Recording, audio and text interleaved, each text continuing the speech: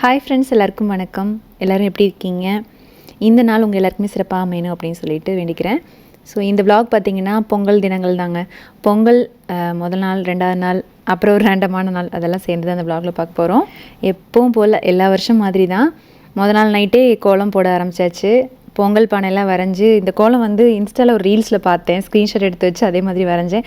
எனக்கு வந்து ஹெல்ப்க்கு வராங்களோ ஒரு அக்கா, அவங்களும் கொஞ்சம் ஹெல்ப் பண்ணாங்க. அதுக்கப்புறம் கலர் போட்டு கோலம்லாம் கம்ப்ளீட் பண்ணிட்டேன். வாசல் முன்னாடியும் கோலம் போட்டோம். அது எல்லாமே அன்னைக்குன்னு பார்த்து மழை வந்துருச்சுங்க. காலையில் எழுந்துச்சு பார்க்கும்போது வாசலில் போட்ட கோலம் ஒன்று கூட இல்லை. இது வந்து வீட்டு முன்னாடி நம்ம போர்ட்டிகோவில் போட்டிருந்தோம் அப்படிங்கிறனால கோலம் அப்படியே இருந்துச்சு.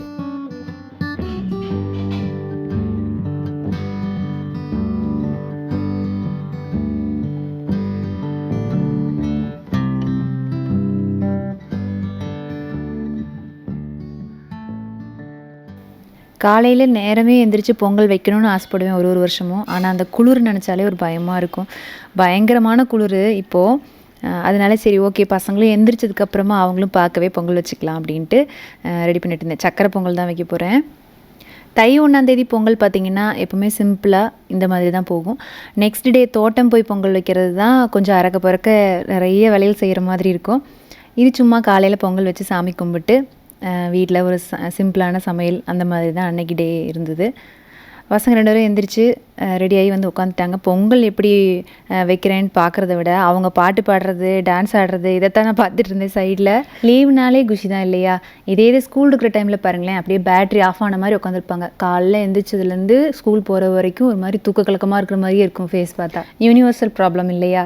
இங்கே மட்டும் இல்லை, எல்லா பக்கமும் நடக்கும்னு நினைக்கிறேன். சரி, ஓகே, பொங்கல் வச்சு முடித்ததும் சிம்பிளாக சாமி கும்பிட்டு அதுக்கப்புறம் நல்லா சாப்பிட்டோம் பொங்கல். அந்த டேயில் தான், அந்த 2 days தான் பொங்கல் அதிகமாக சாப்பிடுவோம்னு நினைக்கிறேன் வருஷத்தில். இதுக்கப்புறம் நெக்ஸ்ட் டே பார்த்திங்கன்னா காலையிலே வந்து சமையல்லாம் முடிச்சிட்டேன். இது வந்து பச்சை மொச்சை கிடைக்கல அன்றைக்கி. நாங்கள் வந்து பொங்கலுக்கு முன்னாடியே வாங்கி வச்சுருந்துருக்கணும். கரெக்டாக அன்றைக்கி முதல் நாள் போய் பார்க்கும்போது பச்சை மொச்சை எல்லாமே காலியாகிடுச்சு கடையில். அதனால் என்கிட்ட கொஞ்சம் காஞ்ச மொச்சை இருந்தது, அதை ஊற வச்சு குழம்பு வச்சாச்சு. கத்திரிக்காயெல்லாம் போட்டு குழம்பு வச்சேன். காலையில் டிஃபன் பார்த்திங்கன்னா தட்டு இட்லி, சட்னி வச்சு சாப்பிட்டாச்சு. இதுக்கப்புறம் சாப்பாடு, குழம்பு, பாசிப்பருப்பு குழம்பு கொஞ்சம் வச்சேன், அதையும் எடுத்தாச்சு. ஸோ பேக் பண்ணி எடுத்துகிட்டு தோட்டம் கிளம்பிட்டோம். இந்த தட்டு இட்லி இருக்கு இல்லைங்களா, அது ஒரு இட்லி சாப்பிட்டா போதும், அவ்வளோ வயிறு ஃபுல்லாகும். அதே மாதிரி இந்த மொச்சை குழம்பு ரெசிபியும் நம்ம சேனலில் ஆல்ரெடி நான் ஷேர் பண்ணியிருந்திருப்பேன். இது சிம்பிள் தான், வேறு ஒன்றும் இல்லை. இப்போ கூட ரீசெண்டாக ஒரு ஷார்ட்ஸில் போட்டுருந்துருப்பேன், மசாலா அரைச்சி வச்சு தக்காளி குழம்புன்ட்டு. அதே மெத்தட் தான். என்ன இதில் கொஞ்சம் தக்காளி கம்மியாக போட்டு புளி ஊற்றணும், அவ்வளோதான். காய் வேணுங்கிறது போட்டுக்க வேண்டியது தான். ஸோ இப்போ பாருங்கள், பேக் பண்ணுறதுக்கு எல்லாம் எடுத்து வச்சிட்டேன். ஒரு இதில் வந்து குழம்பு ஊற்றிருக்கேன், இன்னொரு இதில் பாசிப்பருப்பு குழம்பு எடுத்திருக்கேன். அப்புறம் இட்லி ஒன்று காலையில் சாப்பிட்டதில் மிச்சம் இருக்குது. ஸோ இந்த மாதிரி பேக் பண்ணி எடுத்துகிட்டு போயிட்டோம் அப்படின்னா மத்தியானம் போய் அங்கே பொங்கல் வச்சதும் அப்படியே சாப்பிட்டுக்கலான்ட்டு.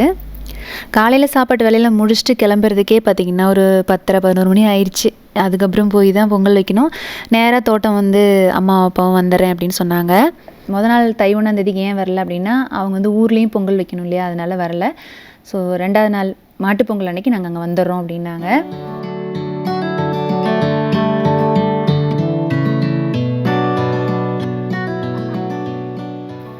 தோட்டம் போனதும் ஃபஸ்ட்டு மோட்டார் ரூம் கிட்டே ஒரு பொங்கல் வச்சாச்சு. நான் இது வந்து ஒரு ஷார்ட்ஸில் கூட சொல்லியிருந்திருப்பேன், இது என்ன பொங்கல் அப்படின்ட்டு. பட்டி மாரியம்மனுக்குன்னு சொல்லிட்டு பொங்கல் வைப்பாங்க, தோட்டத்தில் வைக்கிற பொங்கல். எனக்கு வந்து வீட்டில் வைக்கிற பொங்கலை விட தோட்டத்தில் வைக்கிற பொங்கல்னால் ரொம்ப இஷ்டமாக வைப்பேன். அது என்னமோ தெரியல, காத்தாட அந்த மாதிரி பொங்கல் வச்சு சாமி கும்பிட்றது ஒரு மனசுக்கு நிறைவாக இருக்கிற மாதிரி இருக்கும் எனக்கு என்னமோ. 2 பொங்கலும் வச்சு முடிச்சது டைமே தெரியாது, அலுப்பும் தெரியாது, அந்த மாதிரி தான் இருக்கும். இந்த பொங்கல் பண்டிகை அப்படிங்கிறது வந்து ஒருத்தர் ஒரு மாதிரி வழிபடுவாங்க. ஏன்னா அவங்கவுங்களோட மனநிறைவுக்கு தகுந்த மாதிரி அவங்களுக்கு பிடிச்ச மாதிரி பண்ணுறது தான். எல்லா பண்டிகையும் அது மாதிரி தான். ஸோ நான் வந்து இந்த பொங்கல் பார்த்திங்கன்னா மோட்டார் ரூம் கிட்டே பொங்கல் வச்சு வெண்பொங்கல் தான் வச்சேன். வெள்ளைப்பொங்கல் இருக்கு இல்லையா, அதுதான் வச்சேன். சக்கரை பொங்கல் வந்து ஈவினிங் தான் வைக்கணும், அதாவது சாலைக்கிட்ட போய் ஒரு பொங்கல் வைக்கலாம் அப்படின்னு நினச்சோம். இந்த வெண்பொங்கல் இப்போ வச்சிட்டோம் அப்படின்னா மத்தியானம் லஞ்சுக்கு நம்ம வேறு குழம்புலாம் எடுத்துகிட்டு போனோம் இல்லையா, அதையும் சேர்த்து சாப்பிட்லாம் அப்படின்ட்டு. ஆக்சுவலாக அந்த குழஞ்ச பச்சரிசி சாதத்துக்கும் அந்த மொச்சை கத்திரிக்காயெல்லாம் போட்டு வச்சோம்ல குழம்பு, அதுக்கும் செம்ம காம்பினேஷனாக இருக்கும் சாப்பிட்றதுக்கு. எனக்கு இந்த மாதிரி சாரீ வியர் பண்ணி பூ வைக்கிறதுக்கு ரொம்ப பிடிக்குங்க. மல்லிகைப்பூ அன்றைக்கி நான் வாங்க மறந்துட்டேன். அதனால் அம்மா ஊர்லேருந்து வரும்போதே வாங்கிட்டு வந்தாங்க. ஏன்னா எப்போவுமே நான் சொல்லலை அப்படின்னாலுமே அம்மா வந்து பூ வாங்கிட்டு வருவாங்க. எனக்கு பூ பிடிக்கும் அப்படின்னு சொல்லிட்டு வாங்கிட்டு வருவாங்க. மதியம் லஞ்செல்லாம் சாப்பிட்டு முடிக்கவே கிட்டத்தட்ட ஒரு 3-4 மணி ஆயிடுச்சு. அதுக்கப்புறம் வந்து வீட்டு சாலைக்கிட்ட ஒரு பொங்கல் வைக்கிறதுக்கு 5-6 மணிக்கு மேலேயே ஆயிடுச்சுங்க. சாமி கும்பிடும்போதெல்லாம் இருட்டிருச்சு. எல்லா வருஷமும் அப்படி தான், எப்படி இருந்தாலும் இருட்டிடும்.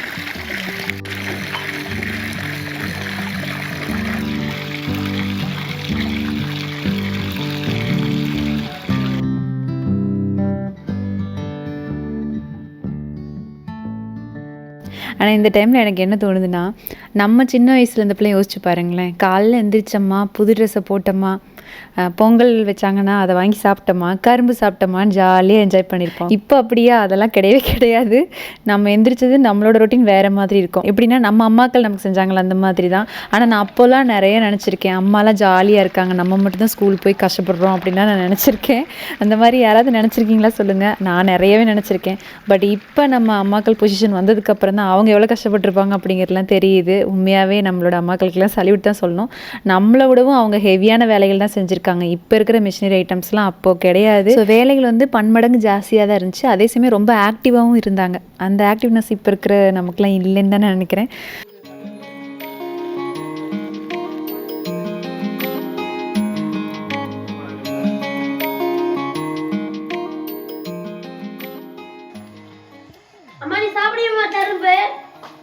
நானா? நான் வீட்டுக்கு போய் சாப்பிட்டுக்கிறேன். சரிங்க, பொங்கல்லாம் வச்சு முடிச்சாச்சு. அதுக்கப்புறம் சாமி கும்பிட்டு மாட்டுக்கு ஊட்டி விடலாம் அப்படின்னு சொல்லிட்டு எடுத்து வந்தோம். நம்ம தோட்டத்தில் ஹெல்ப் இருக்காங்கல்ல, அவங்க வந்து மாடு ஆடல் நிறைய வளர்த்துறாங்க. ஸோ அந்த மாட்டுக்கு தான் இப்போ ஊட்டி விட்டுருந்தோம். நல்லா சாப்பிடுது. இன்னொரு வாழைப்பழம் கொடுங்க. சாப்பிட்டு டேஸ்ட் பார்க்கவும் திருப்பி கேட்குது.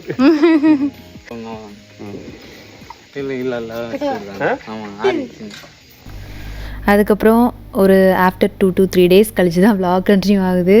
ஏன்னா அம்மா அப்பா ஒரு 2 நாள் இருந்தாங்க. அதுக்கப்புறம் ஊருக்கு கிளம்பி போயிட்டாங்க. நான் என்னோடய யூஸ்வலாக எப்போவுமே பண்ணுற மாதிரி ரொட்டீன் தான், அதுதான் கண்டினியூ ஆச்சு. நைட்டு அன்றைக்கி திடீர்னு ஒரு கிரேவிங், ஏதாவது டிஃப்ரெண்ட்டாக செஞ்சு சாப்பிட்ணும் அப்படின்னு சொல்லிட்டு சப்பாத்தி, அதாவது சப்பாத்தின்னு சொல்ல முடியாது, நான்னு சொல்ல முடியாது, 2க்கு மிக்ஸ்டாக ஒரு ரெசிபி பண்ணேன். சரி நல்லாயிருக்கும் அப்படின்னு ட்ரை பண்ணேன். பட் சூப்பராக தான் வந்திருந்தது. புதினா கொஞ்சம் வாடின மாதிரி இருந்துச்சு, அதனால் தண்ணிக்குள்ளே வச்சு சரி அப்புறமேல் க்ளீன் பண்ணிக்கலான்னு வச்சுட்டேன். கொத்தமல்லி இலை வந்து க்ளீன் பண்ணதுக்கப்புறம் லாஸ்ட்டு அந்த தண்டு இருக்கும் பாருங்கள் கெட்டியாக, அதையும் நான் எடுத்து வச்சுருக்கேன் இந்த ரெசிபிக்கு யூஸ் பண்ணுறதுக்காக. இனி இந்த மாவு பிசைகிறதுக்கு ஸ்டாண்ட் மிக்சரில் தான் பிசைஞ்சிக்கலாம் அப்படின்ட்டு இப்போ பாதி கோதுமை மாவு அப்படின்னா பாதி மைதா மாவு அந்த மாதிரி ஆட் பண்ணிவிட்டு கொஞ்சம் உப்பு, 2 டேபிள் ஸ்பூன் தயிர், அப்புறம் 1 டேபிள் ஸ்பூன் நெய், 2 டேபிள் ஸ்பூன் அளவுக்கு ரீஃபைண்ட் ஆயில். இது நல்லா சாஃப்டாக இருக்குங்க, நான் மாதிரியே இருக்கும். பட் ஒரிஜினல் நான் ரெசிபி அந்த மாதிரி கிடையாது. எனக்கு வந்து டேஸ்ட்டுக்கு அந்த மாதிரி இருந்தால் போதும் அப்படின்னு தான் பண்ணிகிட்டு இருந்தேன். இதில் கொஞ்சமாக சுடுதண்ணி ஊற்றி நல்லா சாஃப்டாக அந்த மாவு பிசையணும். லைட்டாக கையில் தொட்டால் கூட கொஞ்சம் பிசு பிசுன்னு தான் இருக்கும், ரொம்ப இல்லை. ஸோ இப்போ பிசைஞ்சோடனே ஒரு 15 மினிட்ஸ் இருக்கட்டும். இதுக்கப்புறம் நம்ம வந்து இந்த ஸ்டஃபிங் ஒரு சைட் டிஷ் ஒன்று பண்ணுறேன். ஸ்டஃபிங்னு சொல்கிறதா இல்லை வந்து எப்படி கிரேவியாக செமி கிரேவியான்னு சொல்கிறதான்னு தெரில. நிறைய மஷ்ரூம், ப்ரோக்கோலி எல்லாமே ஆட் பண்ணி பொடியாக கட் பண்ணி நல்லா வதக்கிட்டு மசாலா மாதிரி ரெடி பண்ணிக்கணும். ப்ரோக்கோலியும் மஷ்ரூமும் இருந்தது. ப்ரோக்கோலி வந்து லைட்டாக சுடு தண்ணியில் உப்பு போட்டு எடுத்து வச்சிட்டேன். அதுக்கப்புறம் அதையும் இந்த மாதிரி பொடியாக கட் பண்ணிக்கணும். நீ கட் பண்ண வெங்காயம், பூண்டு, அதாவது பெரிய வெங்காயம், பூண்டு, அப்புறம் நம்ம கொத்தமல்லி தண்டு எடுத்து வச்சுருந்தோம்ல, இலையோட தண்டு, அது, பச்சை மிளகா, ப்ரோக்கோலி, மஷ்ரூம் எல்லாத்தையும் ஒரே கடாயில் போட்டு எண்ணெய் ஊற்றி உப்பு போட்டு வதக்கிக்கணும். இது வதங்கும் போதே தக்காளியும் ஒரு 2 மீடியம் சைஸ் தக்காளி அதையும் கட் பண்ணி சேர்த்துக்கிட்டேன். அப்புறம் உப்பு போட்டு வதக்கிக்க வேண்டிதான். இதில் வந்து தண்ணி எதுவுமே விட வேண்டாம். இதில் ஆல்ரெடி தண்ணி இருக்கும் அப்படிங்கிறனால மூடி போட்டு வச்சோம்னாலே அதில் தண்ணி பிரிஞ்சு வந்து வதங்கிடும். இதில் மசாலான்னு சொல்லப்போனால் மஞ்சள் தூள், மிளகாத்தூள் இது மட்டும்தான் சேர்த்துக்கிறேன். கொஞ்சம் வாசனைக்காக கரம் மசாலா தூள் 1/2 டீஸ்பூன் அதுவும் சேர்த்துட்டு வதக்கிக்கலாம். ட்ரையாக தான் இருக்கும், ஆனால் இது வந்து நம்ம ஒரு ஸ்டஃபிங் மாதிரி வச்சு சாப்பிட்றோம் அப்படிங்கிறனால செம்ம டேஸ்டியாக இருக்கும். லாஸ்ட்டாக வதங்கினதும் கொஞ்சம் நான் வந்து மொசரலா சீஸ் க்யூப்ஸ் மாதிரி இருக்கு இல்லையா, அதை வந்து இந்த மாதிரி பிச்சு போட்டுக்கிறேன். நீங்கள் வந்து துருவி கூட போட்டுக்கலாம். அந்த சீஸ் வந்து இப்படியே சூட்டில் ஒரு 2 நிமிஷம் வச்சு ஆஃப் பண்ணி இறக்கிடலாம், அப்படியே மெல்ட் ஆயிரும். மாவு பாருங்கள் இந்த பதத்துக்கு இருக்கணும், நல்லா சாஃப்டாக இருக்கணும். நான் இதை வந்து நார்மலாக இப்போ ரவுண்டாக உருட்டிருக்கலாம். சில நேரங்கள் நமக்கு ஏதாவது ஒரு வித்தியாசமாக பண்ணணும்னு தோணும் பார்த்தீங்களா, அந்த மாதிரி ஒரு தோணுச்சு. அதனால் ட்ரையாங்கிள் மாதிரி பண்ணேன். நல்லா சாஃப்டாக பெரிய சைஸாக இந்த மாதிரி தேய்ச்சிட்டு இப்படி நம்ம ட்ரையாங்கிள் ஷேப்பில் வச்சுட்டு தேய்ச்சிக்கலாம். இது நீங்கள் லஞ்ச் பாக்ஸ்க்கெலாம் பேக் பண்ணி கொடுத்துட்றீங்கன்னு வச்சுக்கோங்களேன். இப்படி ட்ரையாங்கிள் சப்பாத்தி வச்சு சைட் டிஷ் வேறு ஏதாவது வச்சு கொடுத்தீங்கன்னா சூப்பராக இருக்கும். இல்லைனா இதே மாதிரி கூட நீங்கள் ட்ரை பண்ணி பாருங்கள், சூப்பராக இருக்கும். சின்ன சைஸ் ட்ரையாங்கிள் சப்பாத்தி மாதிரி தேய்ச்சிட்டு ஸ்டஃப் பண்ணி கொடுத்து பாருங்களேன். குட்டீஸ் வந்து விரும்பி சாப்பிடுவாங்க. இதில் கொஞ்சம் பட்டர் போட்டு சுட்டுட்டோம் அப்படின்னா நல்லா வாசனையாக இருக்கும். அதே சமயம் கொஞ்சம் நேரம் கழித்து பார்த்தா அந்த இது ரொம்ப சாஃப்டாக இருக்கும். இப்போது சாப்பிடும்போது நான் என்ன பண்ணுறேன் அப்படின்னா மயோனைஸ் இருக்கு இல்லையா, அது அப்ளை பண்ணிக்கிறேன். பட் இது கம்ப்ளீட்லி ஆப்ஷனல் தான். பசங்க வந்து நான் ரெடி பண்ணிகிட்டு இருக்கும்போதே ஆல்ரெடி சாப்பிட்டாங்க. சாப்பிட்டுட்டு அவங்களும் கொஞ்சம் தூங்க போயாச்சு. அவங்க ரெண்டும் தூங்கினதுக்கு அப்புறமா தான் நான் எனக்கான ஒரு மீ டைம் மாதிரி டைம் ஸ்பெண்ட் பண்ணேன். டைம் ரொம்ப லேட் ஆயிடுச்சுங்க. எப்போவுமே யூஸ்வலாக நம்ம பண்ணுறதை விட வீடியோ எடுத்துகிட்டே ரெசிபி பண்ணோம் அப்படின்னா 1 மணி நேரம் டைம் லேட்டு தான் ஆகும் எப்போவுமே. சரி ஓகே, அடுத்த நாள் வந்து சண்டே அப்படிங்கனால லீவு பசங்களுக்கு. சரி லேட்டாக தான் எந்திரிப்போம் அப்படின்ட்டு அப்படியே ரிலாக்ஸாக சாப்பிட்டு டிவியில் ஒரு மூவி பார்த்துட்டு இருந்தேன். இப்போல்லாம் ஒரு மூவி முழுசாக பார்க்க முடியறதில்ல. பாதி நேரம் கொஞ்ச நேரம் பார்க்குறது, அதுக்கப்புறம் ஏதாவது ஒரு வேலை வரும், அப்புறம் திருப்பி வந்து கண்டினியூ பண்ணுறது, அப்புறம் ஏதாவது வேலை வரும், அந்த மாதிரி தான். ஸோ ஒரு மூவி பார்த்துட்டு இருந்தேன். இது வந்து சாப்பிட்றதுக்கு அவ்வளோ டேஸ்டியாக இருந்துச்சுங்க.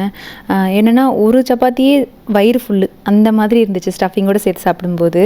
இந்த டைமில் சாப்பிட்றது கண்டிப்பாக ஒரு அன்ஹெல்தியான ஹேபிட் தான். நான் இதை ப்ரொமோட் பண்ணல, இருந்தாலும் என்னைக்காச்சும் ஒரு நாளைக்கு நடக்கும் இல்லையா, ஸோ அதனால தான் காமிச்சேன், வேறு ஒன்றும் இல்லை.